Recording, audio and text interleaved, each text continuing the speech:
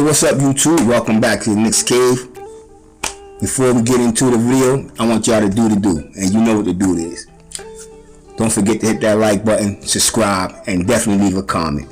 Well, today we're going to be talking about the New York Knicks and the Indiana Pacers matchup. I mean, before I get into that again, we lost Toronto. We overplayed our hand. Actually, I think Coach Thibodeau came up with the wrong game plan. I think they should have forced the ball into the paint with Mitchell Robinson a little more often, being that we had an advantage on size. I think if we'd have ran more plays inside the paint, it would have opened up the perimeter more, and we'd have got easier shots. But the real reason that we lost that game was because the defense of the Toronto Raptors. I mean, they come in number 2 in defense, but steals. So it's basically too many turnovers. That's what lost the Knicks the game. Honestly, too many turnovers. Let me check that out before I start running off. Let me see real quick. Turnovers. Yeah, the Knicks had 16 turnovers to their 8 turnovers. So yeah, because we killed them. Field goal wise, we shot 46%. We shot 42% from downtown. They beat us out on free throws, going 93% to our 75. Them 16 turnovers to their 8 turnovers killed us. We had 20 assists to their 24 assists. 41 rebounds, 7 offensive rebounds to their 48 rebounds and 13. They had 4 block shots. We had 4 block shots. They had 12 steals. We had 3 steals. 20 personal fouls on their behalf. Hold on, excuse me for 1 second, real quick. Yeah, you know what I'm saying? The turnovers was cost of that game, so I'm not really gonna get down on the New York Knicks. I mean, at one point it looked like we wasn't doing nothing, but the turnovers cost of that game, so we should have a better outcome come Wednesday night. Audrey Barrett had a good game. Audrey Barrett, he scored 27 points. He had 6 rebounds. 9 for 13 from the field, 5 from 8 from downtown, 4 for 6 from the free throw line. Julius Randle had 22 points, 9 rebounds, 5 assists. He shot 7 for 14. Kemba Walker 15 points, Evan Fournier 12 points. We only had 4 players in double digits. There was times in that game that I thought the coach should have put Evan Fournier and Kemba Walker back in. He held them out a little bit too long. That could have been a reason, but the game is over. Let's get into Indiana versus the New York Knicks. Alright, Indiana. After snapping a 4-game skid with a win over San Antonio on Monday, the Pacers are now 2-6. They look to put together their first winning streak of the season on Wednesday when they play the New York Knicks. It won't be easy because the Knicks, they lost, and the Knicks have been one of the NBA's best team over the first couple of weeks of the season. So when we go down to Gainbridge Fieldhouse, the Knicks should be looking for some type of revenge. The Pacers handled the Spurs from the opening tip-up Monday night. They scored a season-high 43 points in the first quarter, led by 22 at the half, and won the third quarter for the first time all season, and ultimately cruised to a 131-118 victory over the San Antonio Spurs. 6 players scored in double digits that game. Their confidence seems to be kind of high right now. The Pacers put together arguably their best offensive performance of the season in the first full game for Caris LeVert. Excuse me 1 minute. I don't know why this keep popping up. Close that browser. And let's go over here real quick. I know I'm in the Pacers. I think Malcolm Brogdon is expected back, so this is going to be a real challenge for the New York Knicks. Even though the Pacers are 2-6, they do have a really good squad. I mean, the team is not nothing to be slept on, in my opinion. The Pacers appear poised to add more firepower to the backcourt Wednesday, as point guard Malcolm Brogdon told the media at Tuesday practice that he's expected to return after missing the past 3 games with a strained left hamstring. Brogdon currently leads the blue and gold in scoring at 23.4 points a game and assists. He averaged 7 assists. And the backcourt with him, both and LeVert, could provide significant challenges for even the best NBA defenses, let alone the New York Knicks. I don't really know, because the Knicks will be formidable against them Wednesday night. The Knicks is off to a stellar start. They're going 5-1 before falling to Toronto Monday night. The Knicks also play stout defense. You know what I'm saying? We have, you know what? I think what really happened in that game, I know I blame the turnovers, but can it be our fast-paced tempo that's that's affecting our defense? I don't know. Or is it just Evan Fournier? Because I'm not going to lie to you, we knew what we was going to get from Kemba Walker. Kemba Walker's an undersized guard, so I really don't expect too much from him on the defensive end. But Evan Fournier looked a little slow-footed when he's playing defense. He doesn't really know where he want to be exactly.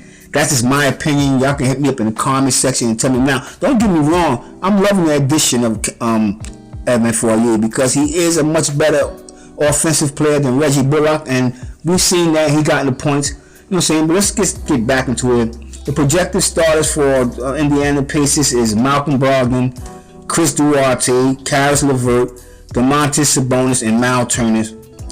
For the New York Knicks is Kemba Walker, Evan Fournier, Audrey Barrett, Julius Randle, and Mitchell Robinson. And just to get off topic for one second, just a little keynote. Audrey Barrett is actually averaging 27 points, 5.7 rebounds, and 2 assists in his last 3 games. So Julius Randle had a decent game that game. So I'm just hoping that Evan Fournier and Kemba Walker come along. But like I said, they lost that game due to turnovers. It wasn't so much of them having a cold start or playing not scoring. It was basically due to turnovers. Alright, let me get over to the Pacers. We can see what their players average, and we'll just get to the Knicks, see what they average, and and see how it will balance out. Like I said, Brogdon is returning Wednesday, but before Brogdon returning, the team leader that leads is Domantas Sabonis. He leads them in scoring right now, rebounding, steals, and blocks. That's Miles Turner. He had 2-point blocks a game. Steals, Sabonis is 1.8. Sabonis is averaging 21 points, 11.4 rebounds. TJ McConnell is leading the team in assists. As I said, Brogdon, he's averaging 23 points a game, but he hasn't been playing the last 3 games. Domantas Sabonis is 21 points. Chris Duarte averages 17 points. Caris LeVert at 15.5 points per game. Miles Turner is 13 points a game. Jeremy Lamb, he might be out, questionable day to day. Let me go check that out also. Let me check that out for you real good. Yeah, Jeremy Lamb is out. Isaiah Jackson is out. Actually, Isaiah Jackson is a player that I wanted the New York Knicks to draft. And TJ Warren is out. Noels is day to day, and also Todd Gibson is day to day. They practice with. They both travel with the team and they both practice. So we'll see come game time decision will Todd Gibson play. We already know that Nerlens Noel been suffering from a hamstring, calf. They done gave us two conflicting stories. So I'm just gonna say the hamstring. First they said it was the knee, then they went to the hamstring, back to the knee. But we know he's been day to day since the season started. So we'll see. Maybe Jericho Sims will probably get a little more playing time. Jeremy Lamb, Holiday, he averaged 9 points. Martin, 8 points. TJ McConnell averaged 7 points. And Craig is 6 points. Brissett is 4 points a game. Wanamaker, 2 points a game. And D. Washington Jr. is 1 game. Altogether, the Indiana Pacers average 111 points per game. How many rebounds they average? Again, they have a percentage of 45. So let's go over to the New York Knicks and see what our team is averaging. Audrey Barrett is averaging 21 points a game. That's Julius Randle. Audrey Barrett is averaging 18 points. Evan Fournier, 16 points. Kemba Walker is averaging 15 points a game. D. Rose, 11 points a game. Mitchell Robinson is averaging 8 points a game. Alec Burks is 7 points a game. Obi Toppin, 7 points a game. Quickly, he's been on a little downside lately. He's averaging 5.4. He's actually 6 points off his last year's average. He averaged 11 points a game, which that's why he's in the starting lineup. We did have that much faith in him. But altogether, the New York Knicks average as a team is 115 points per game. It should be an interesting game. Like I said, the New York Knicks can take care of the ball, don't have any lapses on defense, and just hold it together, we should come away with this victory. I don't want to count my chickens before they hatch. I made it short, and I said that Scotty Barnes was going to be out, so this should be a sure victory, because I also was putting in fact with that Pascal Siakam wouldn't be playing for the Toronto Raptors, and they came out and they bust our ass. They looked good, so it makes me question: do the New York Knicks have a problem with lesser teams? It seems like we get up for the well-known teams, the teams of the NBA that are supposed to be the elite teams.